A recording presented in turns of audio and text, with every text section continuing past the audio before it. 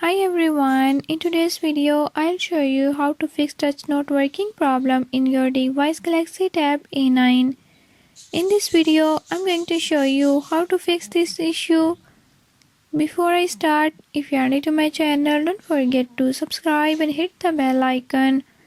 Watch complete video and learn how you can do it. Let's watch the video.